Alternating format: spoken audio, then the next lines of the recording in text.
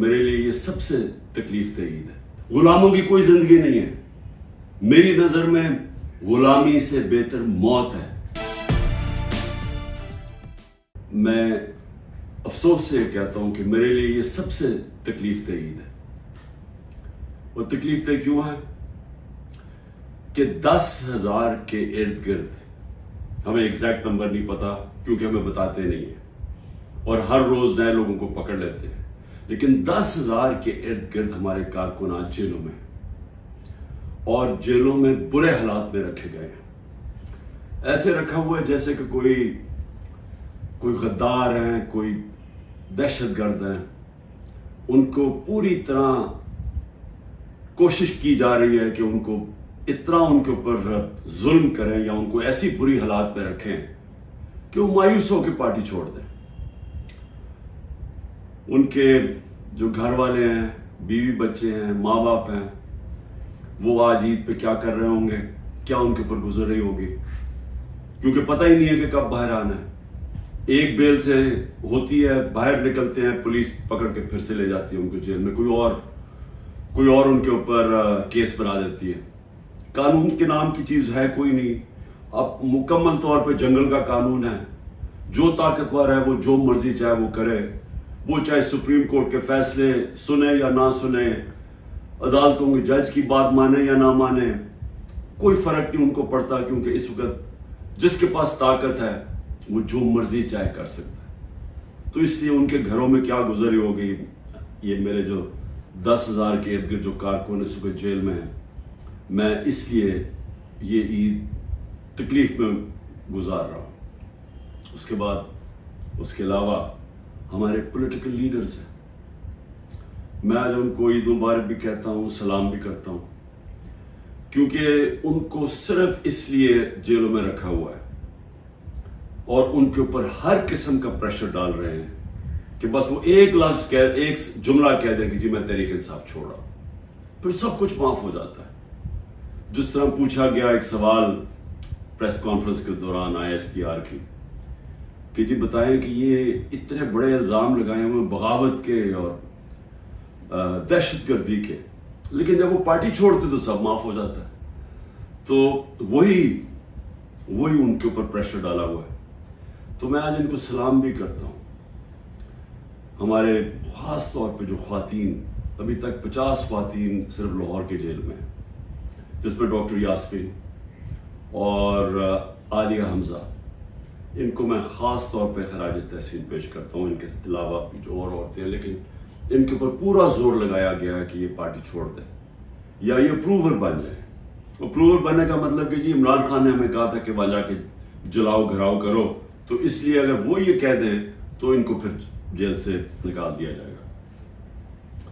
اور باقی جو میرے اسٹالورٹس ہیں، جس میں شیریہ افریدی ہے، جو اس کے اوپر جو گزری ہے، ان کی بیوی کو اٹھایا ساتھ، پھر بیوی کو پکڑنے اور بچوں کے ساتھ پکڑنے کی کوشش کی، اور جن حالات میں رکھا، وہ جو ڈیتھ سیل ہوتا ہے اس کے اندر چھوٹے سے کمرے میں، توڑنے کے لیے اس کو علی محمد جتنا پریشر اس کے اوپر، بار بار اس کو پھر جیل میں لے آتے ہیں۔ اور یہاں میاں محمود رشید، اعجاز چودھری، عمر چیمہ کی بیوی کو پکڑ کے جیل میں ڈال دی۔ اس کا کیا قصور ہوگا، صرف توڑنے کے لیے کہ کسی طرح یہ کہیں کہ ہم تحریک انصاف چھوڑ رہے ہیں۔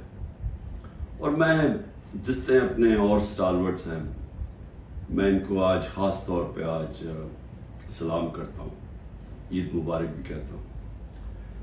اس کے علاوہ میں آج یاد کرنا چاہتا ہوں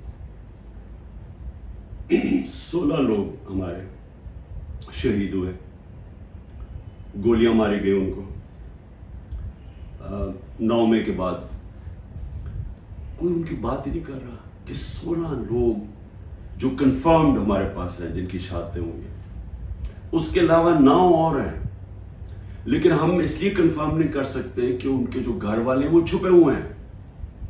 یہ جو دہشت اور یہ جو خوف کی فضا بنائی ہوئی ہے وہ چھپے ہوئے ہیں، اور وہ کنفرم نہیں کرتے، بولتے بھی نہیں ہیں۔ 16 کا تو کنفرم ہے، 25 کو گولیاں لگی جس سے شہید ہوئے۔ اس کے علاوہ 2 2 नौजवानों की टांगें कट गई और एक के पीठ में गोली लगी जिसकी वजह से वो पैरालाइज हो गया, बेड रिडन है मुकम्मल तौर पर। कोई इन्वेस्टिगेशन नहीं हुई, कोई नाम नहीं लेता, बिल्डिंग्स जली। मैं खुद कहता हूं कि उनके जिन्होंने बिल्डिंग जलाई उनके खिलाफ एक्शन लेना चाहिए, उन्होंने जुर्म किया। लेकिन कोई बात करेगा कि कौन से मुल्क के अंदर आप 25 लोगों को गोलियां मार दें, 50 और को गोलियां लगी, 50 को और गोलियां लगी, लेकिन आप 25 लोगों को कत्ल कर दें और एक के पास फायर आर्म ना हो। चले या तो होना कि किसी पुलिस वालों को गोलियां लगी, किसी को गोली नहीं लगी, क्योंकि जब बगावत होती है तो वो हाथों से नहीं बगावत होती।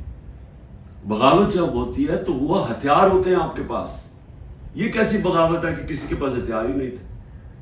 कभी कोई फौज के खिलाफ बगावत कर सकता है हाथों के साथ? उनके पास बंदूकें हैं।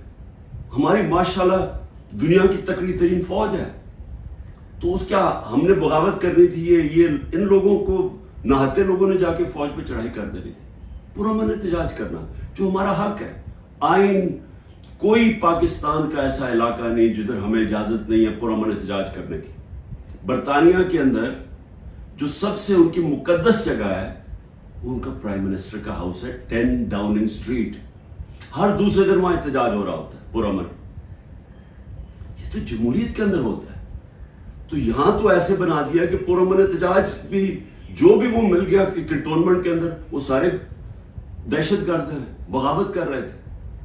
लेकिन किसी ने अभी तक नहीं, 40 दिन हो गए हैं, ये नहीं पूछा कि ये भी पाकिस्तानी थे। जो 25 लोग हैं जिनकी 16 की कंफर्म्ड शहादतें हैं, कोई पूछा नहीं। जो बेचारे 2 लोगों की जिंदगियां जाया हो गई, उनकी टांगें चली गई, एक जो पैरालाइज हो गया, बिस्तर में हो गया, किसी ने नहीं पूछा कि इनका कसूर क्या था। अगर ये पुरअमन एहतजाज कर रहे थे तो कैसे गोलियां मारी इनको? क्या किसी के पास कोई हथियार थे? किसी के पास हथियार नहीं थे। और ये अलमिया है हमारा कि ताकतवर जो फैसला करता है वही होता है। ताकतवर ने फैसला किया कि जनाब ये बगावत इन्होंने किया है, इनको मारो। किसी ने नहीं पूछा कि एक मुहज़्ज़म माशरे में क्या दूसरे को भी वक्त मिलता है अपनी सफाई पेश करने का? फिर सहाफियों से जो हो रहा है, इमरान रियाज गायब है, अभी तक कोई पता नहीं किधर है। 40 दिन हो गए, उनके घर में बच्चे हैं, बीवी है। वो क्या उसका क्या जुर्म था? क्या उसने भी बगावत की थी? क्या वो अपना मौक़िफ़ ही पेश कर रहा था ना? तो कौन सी जमहूरियत में इसकी इजाजत नहीं है? 4 बड़े बड़े सहाफी मुल्क छोड़ के बाहर चले गए। एक ने अभी ऐलान किया है, पुराना 50 साल पुराना सहाफत करता है कि जी मैं अब सियासत पे बात ही नहीं करूंगा।